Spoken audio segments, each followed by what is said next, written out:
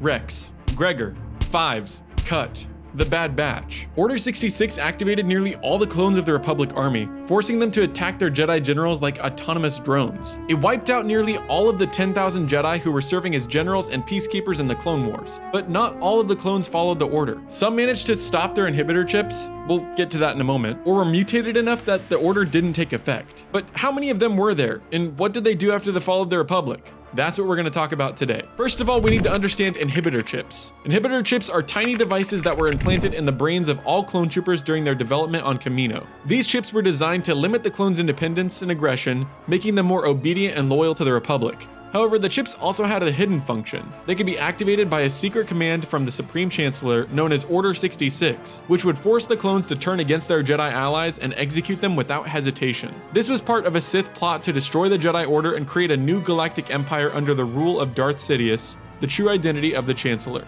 The inhibitor chips were very effective in brainwashing the majority of the clone army, but there were some exceptions. Some clones managed to remove their chips before or after Order 66, either by discovering their existence through medical scans or by resisting their influence through sheer willpower. Others were immune to the chips due to genetic mutations or cybernetic enhancements. These clones retained their free will and often joined the rebellion against the Empire or went into hiding. The inhibitor chips were one of the most sinister and tragic aspects of the Clone Wars, and they turned loyal and heroic soldiers into unwitting tools of evil. But how many clones disobeyed the order in the current canon? Well, it's hard to say for sure since new ones keep popping up in various media, but here are the ones we know about so far. First seen in Star Wars: The Clone Wars and now protagonists of their own Disney Plus TV show, Clone Force 99 is a team of mutant clone commandos. An accidental result of their mutations gives them immunity to their inhibitor chips, allowing the Bad Batch to resist Order 66. One commando, Echo, was not born with mutations but was implanted with cybernetics by the Separatists, which also gave him resistance to the chip. Only one member of the Bad Batch actually obeyed Order 66, and that's Crosshair.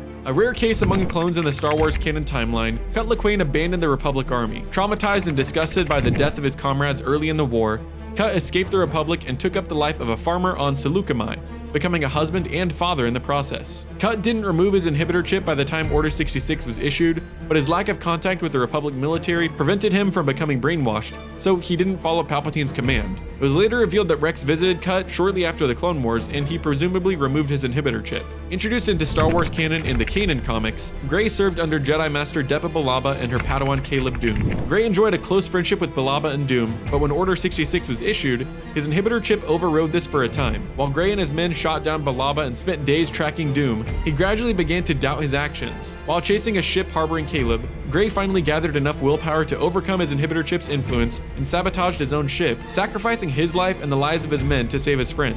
While Grey had followed Order 66 at first, he performed an amazing feat of mental strength by resisting his inhibitor chip. The Alpha-class ARC troopers were perhaps the most lethal clones in the Republic Army. They were trained personally by Jango Fett and lacked the mental modifications other clone troopers had received. Their free-thinking nature meant many Alpha clone troopers refused to obey Order 66. One ARC trooper, Maze, was an avid reader with strong political opinions and a fondness for Jedi Knights. So it's no surprise he refused to participate in the killing of the Jedi. A friendly and reliable clone medic, Kix served under Rex in Star Wars: The Clone Wars. Like Rex, Kix listened to Five's warnings about the inhibitor chips. Unlike Rex though, he tried to find out their true function. Kix removed his inhibitor chip, meaning he didn't follow Order 66. Kix was placed in suspended animation and later revived during the conflict between the Resistance and the First Order. Another clone trooper who appeared in Star Wars: The Clone Wars and Star Wars Rebels, Wolffe is a grumpy, cranky clone officer with a seldom seen friendly side. Wolffe experienced some especially traumatic experiences during the Clone Wars, with one eye being taken by Asajj Ventress replaced by a cybernetic replacement.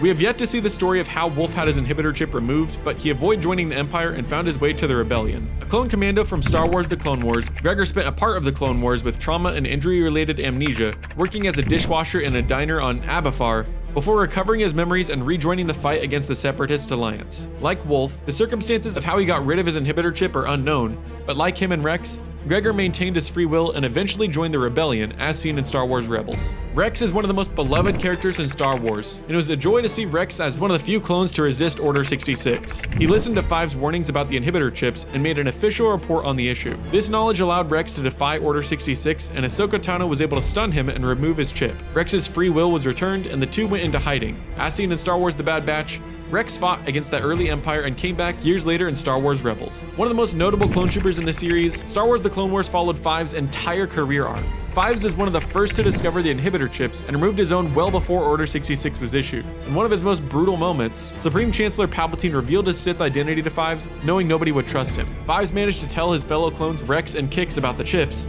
but it wasn't enough to prevent him from being killed. Nevertheless, Fives' discoveries had a significant impact on the rest of the Star Wars saga. So even if we assume that there are more clones that disobeyed the Order out there that we don't know about yet, the number is still very small compared to the millions or even billions in the huge Republic army. That means that the Emperor's plan to eradicate the Jedi was very effective. He was able to activate well over 99% of the clones, forcing them to kill nearly every Jedi alive. So how many clones disobeyed Order 66? Well, the answer is not many, but enough to make a difference, and enough to inspire an entire rebellion against the Empire. Thanks for watching. See you next time.